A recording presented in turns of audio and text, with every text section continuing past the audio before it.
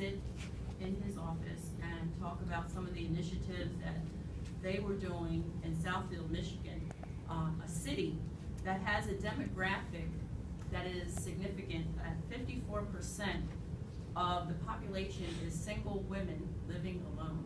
I just thought that was a stark conversation. They had lots of commercial space and about 70,000 residents. So it was a little bit bigger than our borough here, but it was a grand experience to be able to make a bridge and share our police department coin, and also share faith-based tools that are utilized both here and throughout the nation to educate ministers in their growth process. So that was a great time in Southfield, Michigan, networking and letting people know the things that are going on here in Pottstown and finding out what's happening in their area. I'd like to also say Happy International Women's Day to all of the ladies.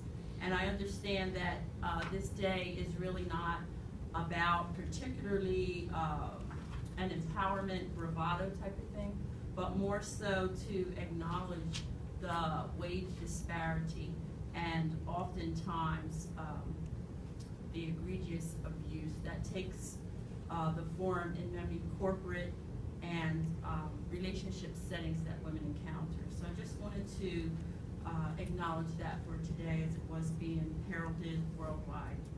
On February 21st, the day of the joint meeting, I do apologize that I was not present. However, I was invited to a think tank setting for a group called Acceleration PA. They had some very motivating speakers there, one of which was the Dean of the School of Business of Bloomsburg University, who came to give a report about a Center City campus.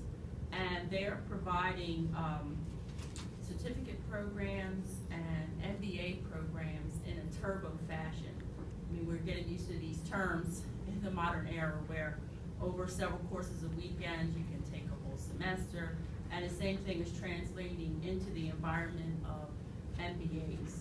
So that downtown Philadelphia campus was very interesting to me to learn about, because through the Norristown train line, people from Pottstown who would be interested in securing their MBA from Bloomsburg University would be able to make that commute.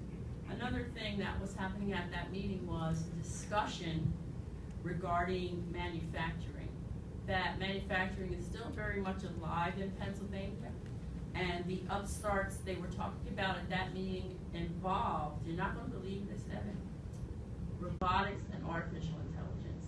I would not believe that. I was so excited. So, you know, that's something that we're looking forward to in the future. And we're neck and neck with York, PA. They said in the 1940s they were the innovators to change the state of the nation when there was a situation just like this, that they just put their heads together and they found solutions. So I believe that we can be a part of that very same energy. And in this think tank, one of the statistics that came out was that by the end of within 10 years, many people will be unemployable because they will not be able to keep up with the technology.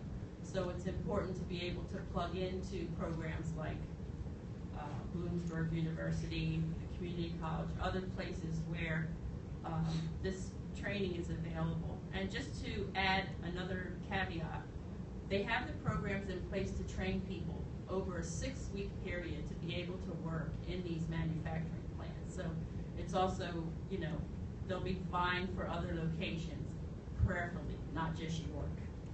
Over the weekend, I was able to also attend another magnificent performance by our students at the Pottstown High School with the Little Shop of Horrors.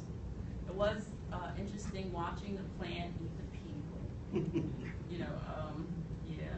But it was very well produced, and the singing was excellent, and I understand that there were some of the actors that was their first time acting as well as singing. So that's something to be very proud of. Coming up on April 1st, we have a massage school here on High Street that will be celebrating their 10-year anniversary. I'd like to make a plug for them. like to go for half an hour, it's $35, and for 1 hour, it's $55. And so that's something exciting that you can participate in as you need to. And I'd just like to put a little disclaimer on an advertisement with my name in it on the internet regarding building the walkway over Route 100. We do know that there was a tragic loss of life on that highway last Friday, and that there is a family that's coming to grips with the loss of their loved one. And I really don't know who started a petition to raise the money, but there is an order of things in our infrastructure needs, and one of them dates back to the Kime Street Bridge. So in dealing with the order of things, I think that this is also something that could be on the radar, but that would not be the process of initiation. You know, these things usually involve a traffic study, they involve PennDOT, they involve a lot of things. And just looking to the future, it's good to hear about Quinter Street getting some action. And that's the end of my